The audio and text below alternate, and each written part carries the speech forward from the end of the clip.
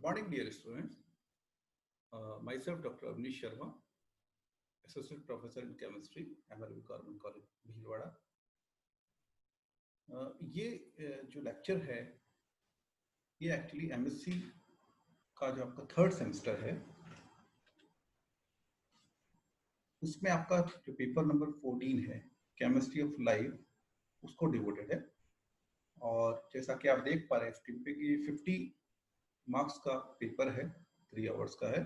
इसके लिए 3 पार्ट में डिवाइडेड होगा। और जो पहला पार्ट है ए पार्ट, दूसरा पार्ट बी पार्ट, तीसरा पार्ट सी पार्ट। ए पार्ट वो है 10 मार्क्स का है, जिसमें कि 10 क्वेश्चन आएंगे और 50 वर्ड का आपका लिमिट रहता है और 1 नंबर का 1 क्वेश्चन है, तो 10 मार्क्स के वो हो गए 10 क्वेश्चन। दूसरा जो पार्ट है बी पार्ट, उसमें 5 क्वेश्चन आएंगे, वो भी आपको सारे करने हैं। 2 मार्क्स का 1 क्वेश्चन है, तो वो 10 मार्क्स हो गए। और तीसरा जो पार्ट है, जो ऐसे टाइप क्वेश्चंस होते हैं, बड़े जो क्वेश्चंस होते हैं, वो है 400 वर्ड्स का इसका लिमिट है। और इसमें 6 क्वेश्चंस आएंगे।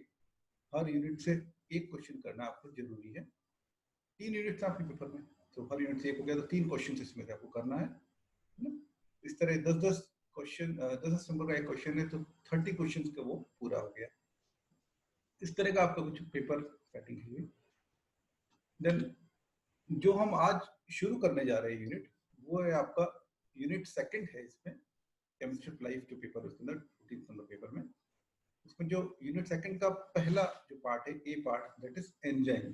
दूसरा भी एंजाइम से रिलेटेड है, बट इनिशियल किसी भी टॉपिक को जब शुरू करते हैं तो उसमें हमें इंट्रो होना चाहिए, उसके बारे में हमें पूरा जानना चाहिए कि वो क्या चीज है, उसकी डेफिनेशन क्या है, उसका हिस्टोरिकल पर्सपेक्टिव क्या, क्योंकि हिस्टोरिकल पर्सपेक्टिव से हम जान पाते हैं कहाँ से शुरुआत हुई और कहाँ तक के आज की डेट में जो भी साइंस है पहुंची है।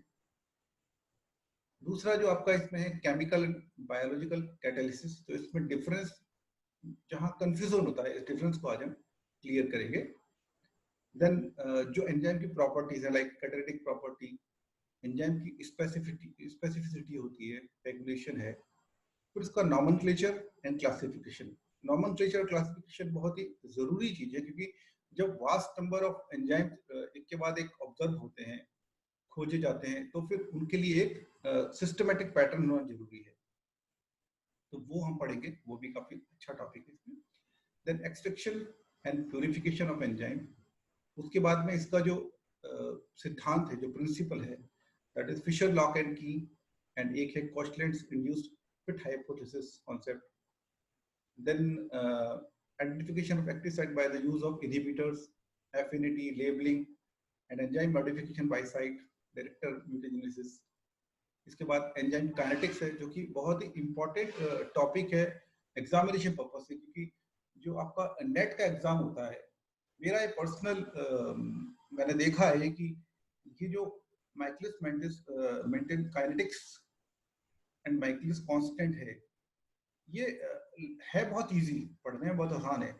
ये क्वेश्चन हमेशा रिपीट होता है नेट में, अल्टरनेट ईयर में। अगर इस साल नहीं आएगा तो अगले साल ये जरूर आएगा। ये एक ऐसा क्वेश्चन है जो कि आपके बैंक में हमेशा होना चाहिए, जिसका आंसर आपको हमेशा होना चाहिए।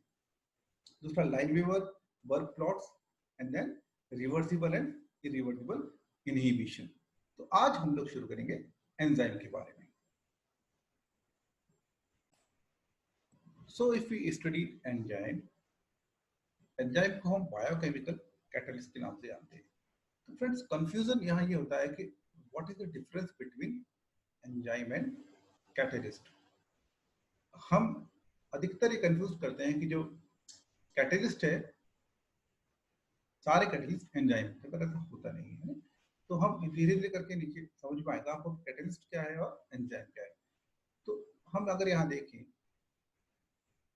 लिविंग सिस्टम जितनी भी हैं, living systems are formed by a vast variety of biochemical reactions, almost all of which are mediated by a series of significant biological catalysts known as enzyme. तो जितनी हमारा जो शरीर है, ये प्लांट्स हैं, जहाँ भी हैं, इतनी वैरायटी ऑफ बायोकेमिकल रिएक्शंस होती हैं, वहाँ पर जो रिएक्शंस हैं, ऑलमोस्ट सारी रिएक्शन वहाँ पर कुछ बायोलॉजिकल जो कैटेलिस्ट हैं जिन्हें हम एंजाइम कहते हैं, इनसे मीडिएटेड होती है, इनके इनके द्वारा ही वो होती है। तो आपका सिलेबस शुरू होता है इंट्रोडक्शन एंड हिस्टोरिकल पर्सपेक्टिव। तो यहाँ एक चीज हमने देख ली, दो लाइन देखिए। एक तो लिविंग सिस्टम, ये बहुत इंपॉर्टेंट चीज है, और दूसरा सिग्निफिकेंट बायोलॉजिकल कैटेलिस्ट। ये दो चीजें इनको आगे जाके हम क्लियर करेंगे। इंट्रोडक्शन हम शुरू करें, क्योंकि एंजाइम का नाम लेते ही सबसे पहले हमारे दिमाग में कैटेलिस्ट ही आता है, तो हमें जानना जरूरी है व्हाट इज कैटेलिस्ट एक्चुअली। तो कैटेलिस्ट के बारे में अगर हम जाने तो सबसे पहले 1812 में रशियन केमिस्ट थे गॉटलिब सिग्मुंड कॉन्स्टेंटिन किरचॉफ, उन्होंने स्टार्च का शुगर और ग्लूकोज के अंदर ब्रेकडाउन स्टडी कर रहे थे बॉइलिंग वाटर में in the presence of few drop of concentrated sulphuric acid. तो उन्होंने देखा कि जब उनका एक्सपेरिमेंट हो गया तो जो सल्फ्यूरिक एसिड था वो जैसा था वैसा ही उन्हें बाहर मिल गया, है ना? उनकी रिएक्शन तो हो गई, स्टार्च था वो शुगर और ग्लूकोज में टूट गया, लेकिन जो सल्फ्यूरिक एसिड था वो जैसा था वैसा ही मिल गया। तो कैटलिस्ट क्या होते हैं? कैटलिस्ट वही होते हैं रिएक्शन का रेट ऑफ द रिएक्शन बढ़ा देते हैं, रेट ऑफ द रिएक्शन बढ़ा देते हैं, उसकी एक्टिवेशन एनर्जी कम करके, बट वो रिएक्शन में काम नहीं आते, मतलब रिएक्शन में वो खत्म नहीं होते। जितना हमने सल्फ्यूरिक एसिड डाला उसने उतना ही किरचॉफ ने उतना ही सल्फ्यूरिक एसिड बाहर मिल गया। जो कैटलिस्ट नाम है वो 1835 में स्वीडिश केमिस्ट थे जॉन्स जेकब बर्जीलियस, उन्होंने प्रपोज किया, जिसमें एक ग्रीक टर्म है जिसमें काटा जो है CATA, काटा ग्रीक में होता है, इसका मीनिंग होता है डाउन और लाइन का मीनिंग होता है लूजर। तो जब कैटलिस्ट के बारे में हम जान गए व्हाट इज कैटलिस्ट, उसके बाद में साइंटिस्ट ने बहुत सारी रिएक्शन स्टडीज की प्रेजेंस ऑफ कैटलिस्ट। जैसे लुई पाश्चर ने ये बताया कि जो उनका शुगर फर्मेंटेशन एक्सपेरिमेंट है वो सिर्फ लिविंग सेल से ही एक्टिव होता है। Louis Pasteur discovered that there was a factor that catalysed his sugar fermentation experiment and which was active only in living cell.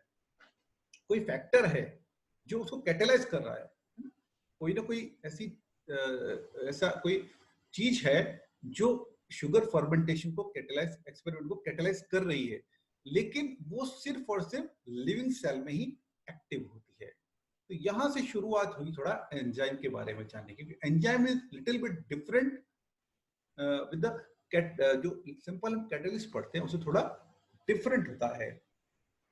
तो जो टर्म एंजाइम है, the term enzyme was coined in 1878 by German physiologist William Kuhne। ये नाम जरूर ध्यान रखिएगा, ये नाम है जिन्होंने सबसे पहले टर्म दिया था एंजाइम 1878 में। एंजाइम का ग्रीक में मतलब होता है इन, मतलब होता है इन, जाइम मतलब यीस्ट, इसका मतलब है इन यीस्ट। तो एक रिएक्शन थी alcoholic fermentation where production of ethyl alcohol and carbon dioxide through the agency of an enzyme, the zymase, takes place। तो zymase की प्रेजेंस में ये अल्कोहलिक फर्मेंटेशन होता है, जहाँ इथाइल अल्कोहल और कार्बन डाइऑक्साइड बनते हैं।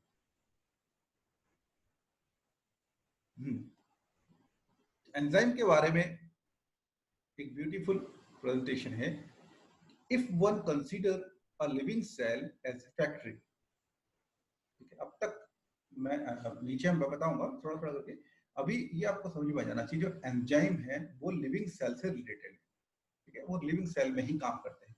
तो if one consider a living cell as a factory, the individual enzyme might be compared to the machines that work together to cause the transformation of raw material like a steel in factory into parts of a finished product।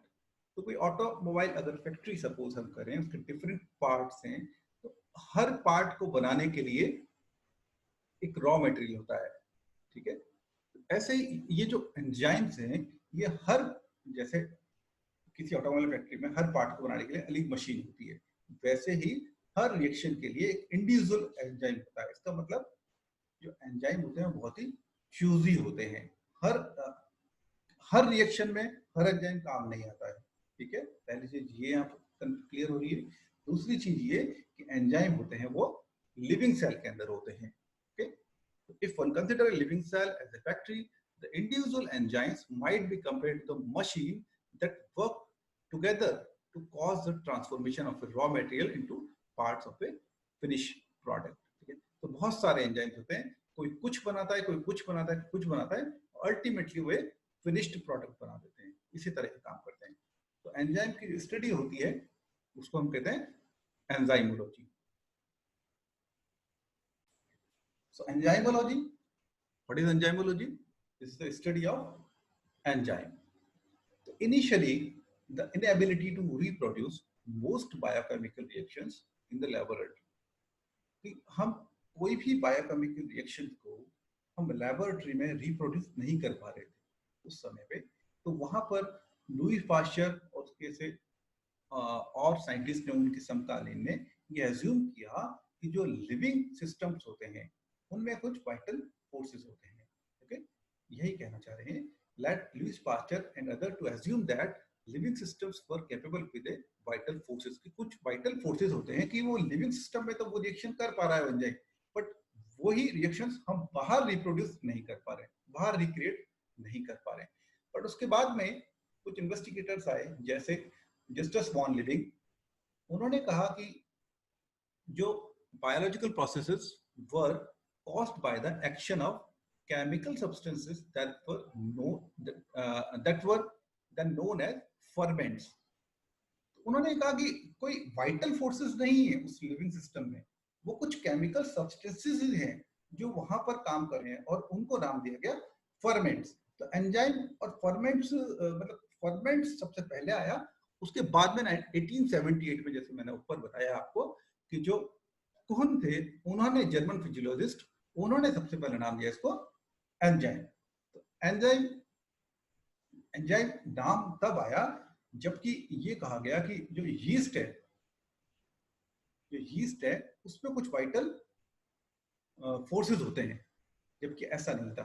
ये कहा गया, बाद में ये पता चला कि the term enzyme actually comes in an effort to emphasise that there is something in yeast as opposed to the yeast itself, कि जो यीस्ट खुद है उसमें कोई वाइटल फोर्स नहीं है, यीस्ट के अंदर कोई केमिकल सब्सटेंस है, वो उत्तरदायी है इन सब रिएक्शंस के लिए। ठीक है, तो जो फर्मेंटेशन की रिएक्शन जो यीस्ट करता है उसके लिए यीस्ट इटसेल्फ रिस्पॉन्सिबल नहीं है, इवन उसके something is there in yeast जो कि रिस्पॉन्सिबल है ऐसी रिएक्शंस के लिए। तो जब ये सोच दिमाग में आए कि वाइटल फोर्सेस नहीं है कोई लिविंग सिस्टम में, इवन मतलब वाइटल फोर्सेस काम नहीं कर रहा है, कुछ केमिकल सब्सटेंसेस है जो वहां है, उसके बाद में ही एंजाइम का नाम आया। ठीक है, इसके अगेंस्ट में, on the contrary, Eduard Buchner and his brother Hans Buchner in 1897, ये बात थी 1878 की, उसके बाद 1897 में उन्होंने क्या किया कि they showed that beside the living yeast cell, even their extract could bring about alcoholic fermentation। तो जो अल्कोहलिक फर्मेंटेशन पहले यीस्ट की प्रेजेंस में हो रहा था, तो इन दोनों ब्रदर्स ने क्या किया, उस यीस्ट का एक्सट्रैक्ट निकाला। ये फर्स्ट टाइम था in the history of enzyme, और ये वो रिएक्शन है, ये है cell free yeast extract, carry out synthesis of ethanol from glucose. तो ये जो रिएक्शन है ये कैसे हुई, यीस्ट के एक्सट्रैक्ट से, और वो क्या था, जाइमेज।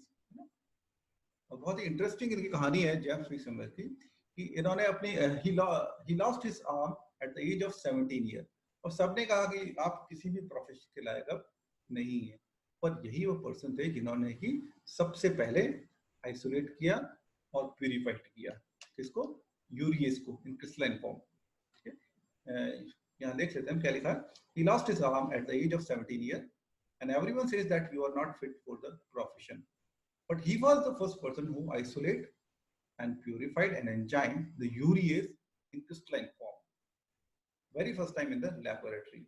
He confirms proteinaceous nature of the enzyme। आज ये सब जानते हैं कि एंजाइम क्या है, एंजाइम एक प्रोटीन होता है। तो सबसे पहले ये जेम्स बी समर ने ही बताया था। सिंस देन, आज की डेट में 2500 एक्चुअली ध्यान है, since then more than 250 enzymes have been obtained in pure crystalline form. ये सारे हैं, जैसे ट्रिप्सिन को निकाला गया, बी सबसे पहले जो निकाला आइसोलेट किया था यूरियस को क्रिस्टलाइन फॉर्म में, वो किया था जेम्स बी समर ने। आज की डेट में 250 से ज्यादा निकाला जा चुका है। जैसे ट्रिप्सिन को निकाला था बीफ के पैनक्रियास से, ये निकाला था बाय जॉन एच नॉर्थरूप एंड पुनिच ने। पैप्सिन को निकाला स्वाइन स्टमक से, और इसके लिए इनको नोबेल प्राइज भी मिला था जेम्स बी समर को, और साथ में जॉन एच नॉर्थरूप भी शामिल थे। केमिस्ट्री का ही नोबेल प्राइज था, 1946 में इनको मिला था। ये यूरियस को ही क्रिस्टलाइन फॉर्म में लाने के लिए पहला एंजाइम था, जो कि लेबोरेटरी में प्यूरिफाइड किया गया, आइसोलेट किया गया।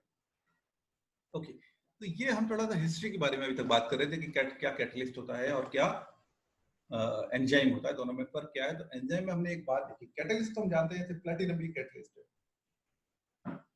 आता है कई रिएक्शंस में। निकल भी कैटलिस्ट के रूप में काम आता है, आता है वहाँ इलेक्ट्रॉन ट्रांजिशन, उनके पास इलेक्ट्रॉन्स ज्यादा हैं, वो इलेक्ट्रॉन जो होता है वो काम आता है।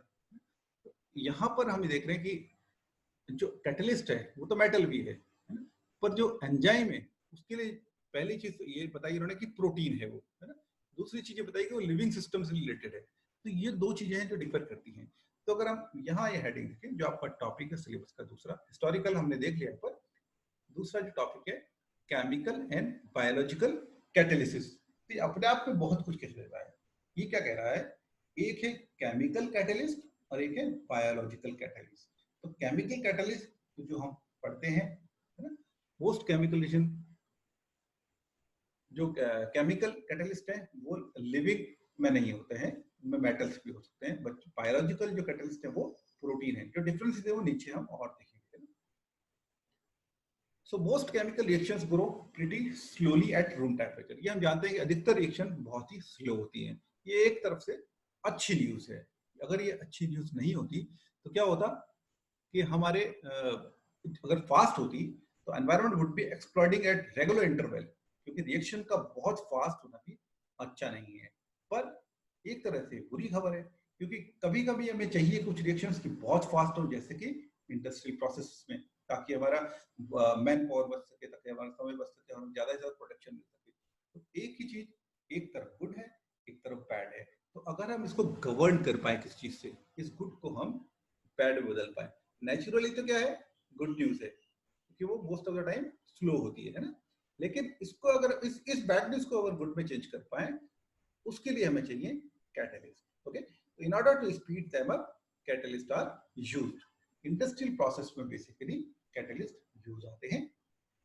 So a catalyst is any substance that speeds up a reaction without taking part in it. So at the end of the reaction, you have the same amount of catalyst as you started with.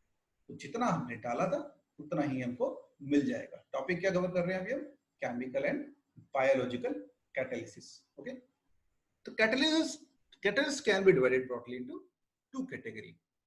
First, industrial catalyst और chemical catalyst, जो मैंने ऊपर बात की थी, they are often metal, अक्सर ये धातु होते हैं। क्यों? As most metals have a large number of electrons which are a little cavalier about exactly how close to the central atom they need to be. This allows the metal to use these electrons to help out in reactions before claiming them back once the reaction is over. इनके पास extra electron होते हैं, तो वो जो variable oxygen state है वो यहाँ काम आती है कि इलेक्ट्रॉन ये ले भी सकते हैं और दे भी सकते हैं। तो वो एक कैटलिस्ट का प्रॉपर्टी है। जैसे आयरन एक मेटल है, आयरन बेस्ड कैटलिस्ट हम जानते हैं कहाँ यूज होता है, हैबर प्रोसेस में, अमोनिया के। निकल कैटलिस्ट कहाँ यूज होता है, हाइड्रोजनेशन रिएक्शन में, सैचुरेटेड फैट्स की भी हम पढ़ते हैं। ये हो गया इंडस्ट्रियल कैटलिस्ट और केमिकल कैटलिस्ट। तो हेडिंग में दो चीजें थी, एक केमिकल कैटलिस्ट और एक बायोलॉजिकल कैटलिस्ट। तो अगर हम बायोलॉजिकल कैटलिस्ट की बात करें, ये है बायोलॉजिकल कैटलिस्ट। तो biological catalyst work on a very different principle. ये केमिकल कैटलिस्ट से बिल्कुल अलग होते हैं। यहाँ कोई इलेक्ट्रॉनिक थ्योरी नहीं होती है, no electronic theory behind this catalytic mechanism as in matter. Biological catalysts are large complex molecule, they are called enzymes. Difference मेरे ख्याल से आपको पता लग रहा होगा, what is the difference between chemical catalyst and enzyme. enzyme को ही हम biological catalyst भी कहते हैं. तो होता क्या है, enzymes contain specific pockets for the reactant to fit into. इनके पास में कुछ पॉकेट्स होते हैं, कुछ साइट्स होती है जिनमें आकर रिएक्टेंट आ जाता है ना. Once reactant are trapped inside the enzyme, it's the reaction. जैसे ही उन पॉकेट्स के अंदर रिएक्टेंट आते हैं तो क्या होता है, वो रिएक्शन को फास्ट कर देते हैं. तो क्या करते हैं, या तो ये एक टेम्पररी बॉन्ड बनेंगे रिएक्टेंट, ठीक है. टेम्पररी बॉन्ड से क्या होगा, रिएक्टेंट वहां चिपक जाएगा और आपस में जल्दी से रिएक्शन होगी और वो प्रोडक्ट बनके निकल जाएंगे. और by simply holding them close enough to each other to actually react and form the product. तो इन्होंने एक साइट दिया, जो बायोलॉजिकल कैटलिस्ट है या एंजाइम है, उन्होंने एक एक्टिव साइट दी रिएक्टेंट्स को रिएक्ट करने के लिए. ओके, तो इनकी जो अपन ने बात की कि इनके पास स्पेसिफिक पॉकेट्स हैं, एक पर्टिकुलर पॉकेट में एक पर्टिकुलर रिएक्टेंट ही आके चिपक सकता है, ट्रैप हो सकता है. इसीलिए ये बेहद क्या होते हैं, स्पेसिफिक होते हैं, जो कि केमिकल कैटलिस्ट नहीं होते हैं.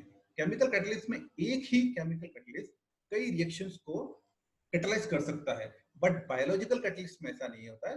बायोलॉजिकल कैटलिस्ट बहुत ही स्पेसिफिक होते हैं, ये लिविंग थिंग्स में होते हैं. यही चीज इनको इंटरेस्ट बनाती है. तो एक मोटा मोटा एक टेबल फॉर्म में मैंने लिखा है, आपको अच्छे से समझ में आना चाहिए इसे. सम बेसिक डिफरेंस है between the chemical and biological catalyst. सबसे पहले फंक्शन. अगर फंक्शन हम देखें, ये हमने लिखा है कैटलिस्ट, वो लिखा है एंजाइम. कैटलिस्ट का मतलब मेरा इंडस्ट्रियल एंड केमिकल कैटलिस्ट से ही है, और एंजाइम का मतलब बायोलॉजिकल कैटलिस्ट से है. So catalyst are substance that increase और decrease the rate of a chemical reaction but remain unchanged. Enzymes के बारे में अगर देखें तो मैं ऊपर भी बता चुका हूं, enzymes are proteins that increase rate of chemical reaction converting substrate into product.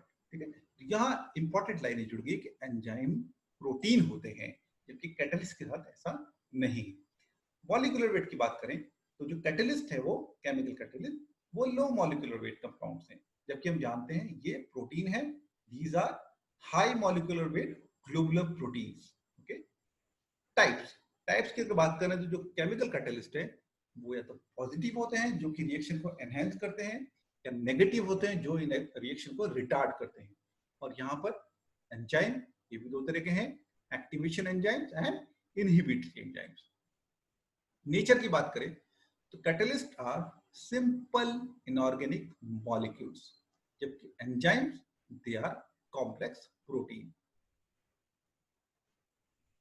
Okay, alternate term के लिए यूज लेते हैं हम इनऑर्गेनिक कैटलिस्ट और केमिकल कैटलिस्ट. यहां यूज लेते हैं हम ऑर्गेनिक कैटलिस्ट और बायोलॉजिकल कैटलिस्ट. ठीक है, रिएक्शन रेट्स टिपिकली स्लोअर, बहुत ज्यादा फास्ट. कंपैरिजन कर रहे हैं अभी हम, कंपैरिजन कर रहे हैं, टिपिकली स्लोअर, ये सेवरल टाइम फास्टर. स्पेसिफिसिटी की बात करें जो मैंने ऊपर भी की थी, जो केमिकल कैटलिस्ट है they are not specific and therefore end up producing residues with errors. तो जो केमिकल कैटलिस्ट है वो, जैसा मैंने बताया कि एक ही कैटलिस्ट कई सारी रिएक्शन को कैटलाइज कर सकता है. ठीक है, तो स्पेसिफिक नहीं हुआ, इसीलिए जब उसमें कोई रिएक्शन करते हैं तो वो बहुत सारे एंड प्रोडक्ट बना देती है. जबकि एंजाइम की अगर बात करें तो हाईली स्पेसिफिक होता है, तो they are producing large amount of good residue, उसमें कोई बाई प्रोडक्ट ज्यादा नहीं बनते हैं. कंडीशंस की बात करें तो जो केमिकल कैटलिस्ट है वो हाई टेम्परेचर और प्रेशर पे काम करता है, जबकि जो बायोलॉजिकल कैटलिस्ट है एंजाइम्स है उनके लिए कंडीशन माइल्ड कंडीशन होनी चाहिए, पीएच फिजियोलॉजिकल होना चाहिए और टेम्परेचर मॉडरेट होना चाहिए. ओके, जब carbon carbon bond, carbon hydrogen bond की बात करें तो ये केमिकल कैटलिस्ट में तो एब्सेंट है क्योंकि वो इनऑर्गेनिक है, हमने पहले देखा ऊपर, जबकि यहाँ ये एंजाइम में प्रेजेंट होता है. एक्टिवेशन एनर्जी दोनों का प्रोसेस का तरीका सेम ही है. ये भी एक्टिवेशन एनर्जी को लोअर करके ही काम करते हैं और ये भी एक्टिवेशन एनर्जी को भी लोअर करके काम करते हैं। दोनों का जो रिजल्ट है वो सेम है, तरीका अलग अलग है। एक में इलेक्ट्रॉनिक तरीका काम में आ रहा है, दूसरे में साइट देता है वो जुड़ने के लिए रिएक्टेंट को। तो दोनों का वर्किंग अलग है, लेकिन जो रिजल्ट है वो सेम ही आ रहा है। So in addition to above table, दो चीजें मैं कहना चाहूंगा आपको कि like catalyst, enzyme do not alter the chemical equilibrium point of a reversible reaction। ठीक है, तो जो कैटलिस्ट होता है वो तो केमिकल इक्विलिब्रियम को अल्टर करता है, बट एंजाइम नहीं करता है। एंजाइम क्या करता है, सिर्फ स्पीड ऑफ द रिएक्शन बढ़ाता है। दूसरा, unlike catalyst cannot last indefinitely in a reaction system since they being colloidal in nature and often become damaged or inactivated by reaction they catalyze। तो कैटलिस्ट जो होता है वो में जितना हमने काम लिया उतना ही वापस मिल जाता है बस। पर जब हम बात करते हैं एंजाइम की, तो वो इंडेफिनिटली काम नहीं करते हैं किसी भी रिएक्शन सिस्टम में, क्योंकि उनका नेचर क्या है, वो प्रोटीन है। क्योंकि प्रोटीन है, कोलाइडल नेचर है, तो वो एक रिएक्शन में पार्टिसिपेट करके डैमेज हो जाते हैं या उनकी साइट इनएक्टिव हो जाती है। ये इंपॉर्टेंट चीज है। तो अब हम जान चुके हैं कि what is chemical catalyst and what is biological catalyst. तो आज हमने पढ़ा history of the enzyme, enzyme के बारे में कि किसने उसकी खोज किया, और एंजाइम और कैटलिस्ट में अंतर क्या है, बायोलॉजिकल कैटलिस्ट इनको हम जान चुके हैं। ठीक है,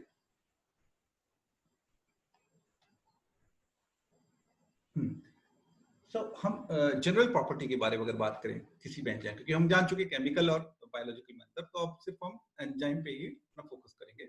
सो we can write here general properties of enzyme in brief.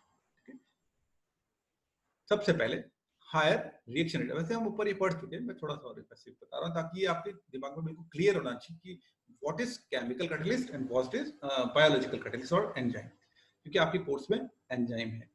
So first is higher reaction rate. The rate of enzymatically reaction are often 10 to the power 6 to 10 to the power 12 times greater than those of the corresponding chemically catalyzed reaction, क्योंकि दोनों के जो working है उसमें difference है, एक electronically work कर रहा है, दूसरा साइट प्रोवाइड करा रहा है। दूसरी चीज माइल्डर रिएक्शन कंडीशन। जब हम बात करते हैं केमिकल कैटलिस्ट की, तो these reactions occur under relatively mild conditions, temperature below 100 degree centigrade. जो एंजाइमेटिक रिएक्शन है वो 100 डिग्री सेंटीग्रेड से कम पे काम कर लेती है, पीएच नियरली न्यूट्रल होना चाहिए। ठीक है, और प्रेशर जो है वो एटमॉस्फेरिक प्रेशर पे काम कर लेती है, जो एटमॉस्फेरिक प्रेशर है। जबकि केमिकल कैटलिस्ट है उनके लिए हाई टेम्परेचर चाहिए होता है, हाई प्रेशर चाहिए होता है, और पीएच भी एक्सट्रीम चाहिए होता है। तो इनके लिए जो कंडीशंस है वो माइल्ड होती हैं और रिएक्शन रेट हाई है। तीसरी बहुत इंपॉर्टेंट चीज जो बार बार मैं ऊपर से नीचे बता रहा हूँ, ये आपका पूरा इसका टॉपिक भी है, रिएक्शन स्पेसिफिसिटी। ये सबसे ज्यादा अलग करती है कैटलिस्ट को एक एंजाइम को एक कैटलिस्ट से। तो they have rarely have any side products as they have great degree of specificity, बहुत ही स्पेसिफिक है ये with respect to the identities of both their substrates and their product. तो सबस्ट्रेट भी सारे नहीं लेंगे, यही है कि एंजाइम जो है हर सबस्ट्रेट को अलाउड नहीं करेगा अपने आप पे बाइंडिंग पे, क्योंकि उसके बाइंडिंग साइट होती है, उसमें जो रिएक्टेंट आ पाएगा वही आएगा। ओके,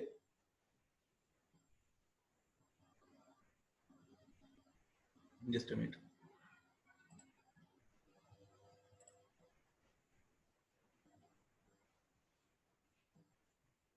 ओके, मैं ये कहना चाह रहा हूं कि जो एंजाइम है उसमें कुछ एक्टिव साइट्स हैं, तो जो रिएक्टेंट एक्टिव साइट में फिट बैठेगा वही रिएक्टेंट आके उस पे उस एक्टिव साइट पर आएगा, और कोई रिएक्टेंट नहीं आ पाएगा। ठीक है, और वहां से वही प्रोडक्ट निकलेगा जो उस साइट में फिट बैठेगा।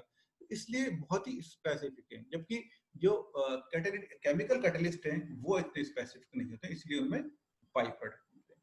तो आज हमने बहुत ही शुरुआत किया चैप्टर का, एक ब्रीफ इंट्रोडक्शन लिया हिस्टोरिकल उसका, उसके बाद हमने जाना है कि एंजाइम क्या होता है और किस तरह कैटलिस्ट से अलग है। तो आज हम जानते हैं कि बायोलॉजिकल कैटलिस्ट क्या है, केमिकल कैटलिस्ट क्या है, उन दोनों में क्या बेसिक डिफरेंस है। आज हम ये भी जानते हैं कि एंजाइम कोई वाइटल फोर्सेस नहीं है, एंजाइम के अंदर भी कुछ केमिकल्स ही हैं जो उसकी जो क्वालिटी है उसके लिए रिस्पॉन्सिबल है, और आज हम उसको लेबोरेटरी में प्यूरिफाइड भी कर चुके हैं, उसको आइसोलेट भी कर चुके हैं। ठीक है, thanks for watching me. Next जो क्लास है उसमें हम प्रॉपर्टीज ऑफ एंजाइम पढ़ेंगे, इसके अंदर नॉमेनक्लेचर, क्लासिफिकेशन वगैरह पढ़ेंगे। Thank you.